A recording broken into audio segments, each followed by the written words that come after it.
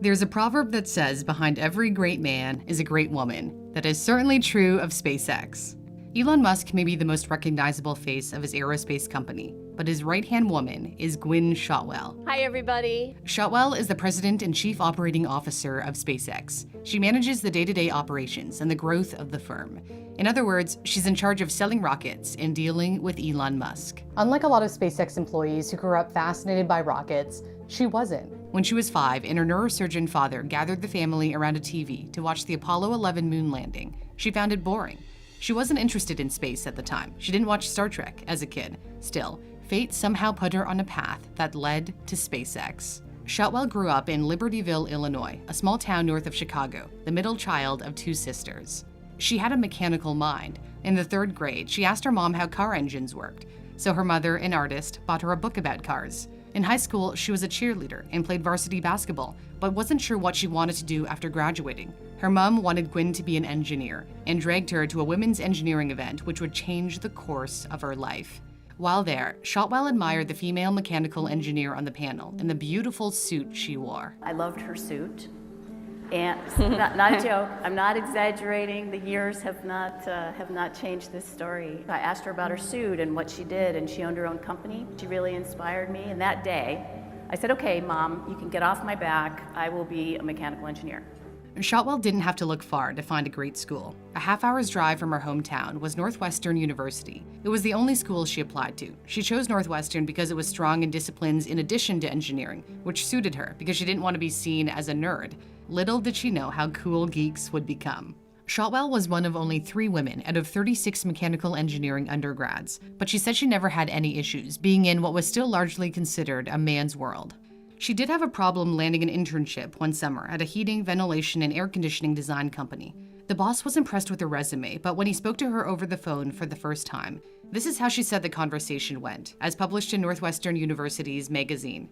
The guy said, "You're a girl." I said, "Well, of course I'm a girl." He says, "Well, you can't possibly do this job. There will be heavy lifting." I said, "I lift weights, I'm an athlete." And he basically said, "You can't have this job," and hung up. It was so blatant. What a jerk. She graduated with a Bachelor of Science in Mechanical Engineering in 1986 and interviewed with IBM on the day of the Space Shuttle Challenger disaster, a mission which had garnered a lot of attention because a teacher was on board. The tragedy shook Shotwell. She didn't get the job at IBM, but she was hired by Chrysler as part of a program that groomed graduates for management. She did everything at Chrysler, from rebuilding engines to working alongside engineers who designed the cars. But she didn't find the work interesting, so she left and went to grad school, also at Northwestern. After getting her master's in applied mathematics, she ran into a former teaching assistant who happened to be working at the Aerospace Corporation in California. He suggested she do the same, so she applied and was hired as a thermal analyst, which included running models on supercomputers of the space shuttle heating in real time and feeding that information to NASA. But this work didn't excite her either. She was itching to go out and create something. After a decade at the Aerospace Corporation, she moved over to Microcosm, a low-budget rocket builder, where she became a director, focused on selling services to the government and other firms. She honed the business skills that would later be crucial to the success of SpaceX. How did she land at SpaceX? According to the book Liftoff by Eric Berger, a colleague of Shotwell's at Microcosm, engineer Hans Königsmann was about to leave to join SpaceX, which was then a little-known startup. Shotwell took him out for a going-away lunch and then dropped him off at his new digs. Königsmann offered to show her around, and that's when Shotwell met Musk. Musk talked about his ideas for cutting the cost of space travel by building his own rockets in-house. Shotwell was impressed by his ambition to shake up the aerospace industry. She too was frustrated by the lack of innovation. She mentioned that he should hire someone dedicated to sales to find a customer for SpaceX's first rocket, the Falcon 1. Musk took her advice to heart and later offered her the job, though she didn't say yes right away. She already had a stable job, 2 young children to look after, and only just divorced her first husband. When she gave a virtual commencement address at her alma mater in 2021, she elaborated on her difficult decision. It seems so risky for me personally to join this little startup in an industry where none had ever succeeded.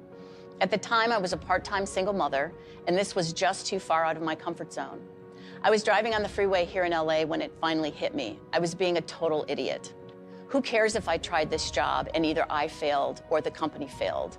What I recognized at that moment was that it was the trying part that was the most important. Try that risky thing. Be a part of something exciting. I don't want to imagine what my life and career would be like had I said no. I'm sure I would have been fine, but I would not have been a part of this amazing company working alongside such extraordinary people. Not taking that job would have been the fail. Shotwell joined SpaceX as the vice president of sales in 2002. She was employee number 11. There's Gwynne at her cube. Today, some call her the secret sauce behind the company's success because of her engineering expertise, business know-how, and connections in the industry, which helped her land lucrative contracts. After SpaceX launched the Falcon 1 into orbit on its 4th attempt in 2008, she negotiated a $1.6 billion contract with NASA to deliver cargo and supplies to astronauts at the International Space Station. That deal saved SpaceX from bankruptcy.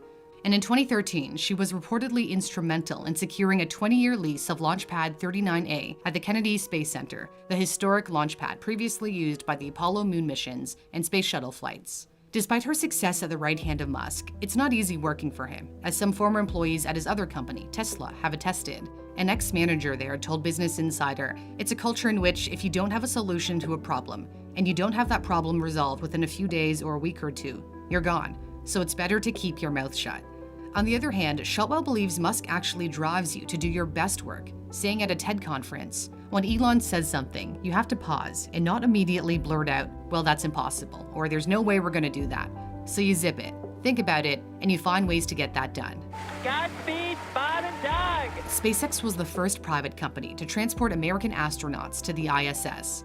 Next, it plans to take humans to the moon and later to Mars on a fully reusable rocket named Starship. We want to make the world a better place, and our contribution there is to develop systems that will take people to other planets, kind of proliferate the human species. And I know that sounds crazy, doesn't sound very businessy, but frankly, that's why we're in business. Over the past 2 decades, Shotwell has helped grow SpaceX from 10 employees to 10,000, from zero revenue to billions of dollars annually. Musk and Shotwell may appear to be polar opposites. He can be awkward at times, she's smooth and all smiles, yet they have a shared ambition to get things done. If you've been inspired by Shotwell's story and want to follow in her footsteps, a solid background in engineering and mathematics is crucial. My sponsor Brilliant can help, plus it's free to sign up. Brilliant is a website and app to help you really learn something by jumping right into it. One of Brilliant's newest courses is on scientific thinking, where a game of snooker can help you explore the laws of physics in a fun way. There are interactive courses on everything from algebra to algorithm fundamentals. You never have to stress out about tests, and Brilliant is for all skill levels. You can simply pick a course and get started. If you're feeling stuck and don't understand, you can learn at your own pace by reading the explanations.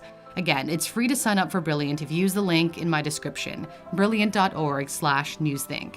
And the first 200 people who use my link will get 20% off the premium subscription, which gives you unlimited access to all of the course offerings. Thanks for watching. For Newsthink, I'm Cindy Palm.